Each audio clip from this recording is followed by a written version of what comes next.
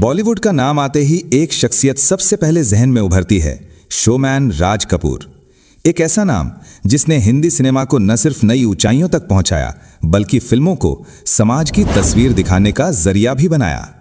राज कपूर की फिल्में सिर्फ मनोरंजन नहीं होती थी, उनमें समाज की गहराई, आम इंसान की पीड़ा और जीवन का दर्शन छुपा होता था। आवारा, श्री 420, संगम और फिर 1985 में आई उनकी सुपरहिट फिल्म राम तेरी गंगा मैली।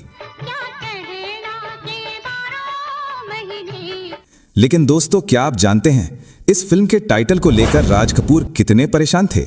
जी हां, राम तेरी गंगा मैली का टाइटल उनके लिए सिरदर्द बन गया था, क्योंकि वो सोचते थे, क्या दर्शक इस टाइटल को समझ पाएंगे? क्या लोग इसे स्वीकार करेंगे? और अगर नहीं किया तो फिल्म का पूरा असर ही चला जाएगा। यानी फिल्म बनाने से पहले ही उनके दिल में टाइटल को लेकर डर बैठ गया था। दोस्तों, उस दौर में फिल्म का टाइटल ही उसकी पहली पहचान होता था। लोग पोस्टर देखते और टाइटल सुनते ही अंदाजा लगाते कि फिल्म कैसी होगी। ऐसे में अगर टाइटल पर भरोसा न जमे तो फिल्म का पहला कदम ही डगमगा सकता था। राज कपूर इस कश्मकश में थे कि राम तेरी गंगा मैली जैसा नाम कहीं लोगों को अजीब ना लगे। वो चाहते थे कि टाइटल में गहराई हो, तर्कसंगत हो, ताकि कहानी और टाइटल का मेल बैठे। इससे पहले राज कपूर जिस देश में गंगा बहती है नाम से एक फिल्म बना चुके थे, जिसे लोगों ने खूब पसंद किया था।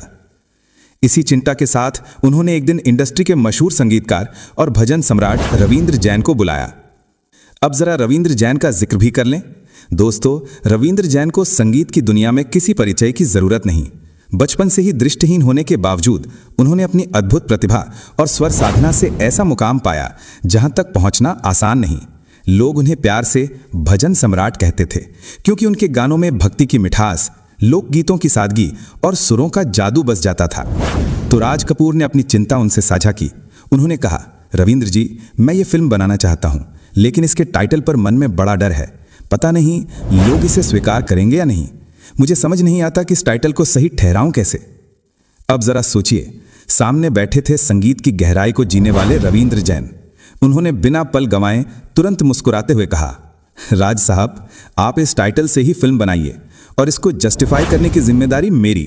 आप निश्चिंत रहिए, मैं आपके टाइटल को गीतों के जरिए ऐसी आत्मा दूंगा कि लोग इसे दिल से महसूस करेंगे।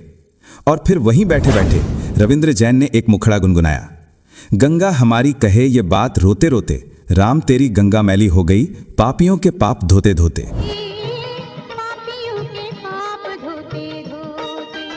दोस्तों, जैसे ही ये शब्द राज कपूर के कानों में पड़े, उनकी आंखें चमक उठी, मानो उनके मन का सारा बोझ एक ही पल में उतर गया हो।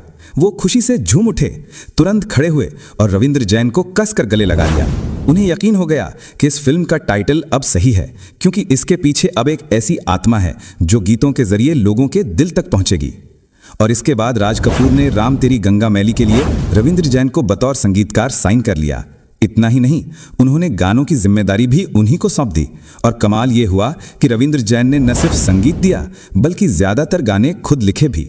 हाँ, सिर्फ एक गाना, सुन साहिबा सुन प्यार की धुन,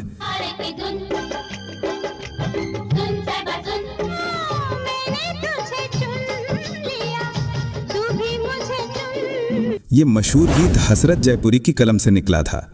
बाकी सभी गाने रविंद्र जैन ने अपनी रूह और अपनी कलम से रचे।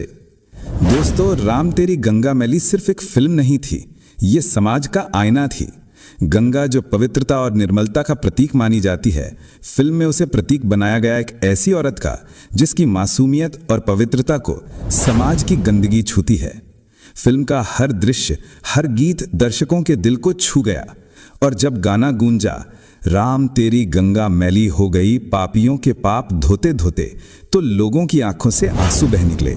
वो समझ गए कि टाइटल क्यों रखा गया और इसका असली अर्थ क्या है।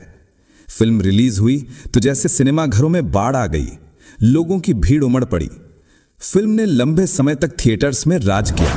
राजीव कपूर और मंदाकिनी की जोड़ी को लोगों ने खूब सराहा। और सबसे अहम बात, वो टाइटल जिसके कारण राज कपूर महीनों तक परेशान थे, वही टाइटल फिल्म की सबसे बड़ी ताकत बन गया। जैसे राम तेरी गंगा मैली का टाइटल, जो राज कपूर के लिए उलझन था, लेकिन रविंद्र जैन की सूझबूझ और उनकी कला ने उसे एक अमर पहचान बना दिया। आज भी जब ये गाना बजता है, राम तेरी गंगा मैली हो गई तो दिल अपने आप भावुक हो जाता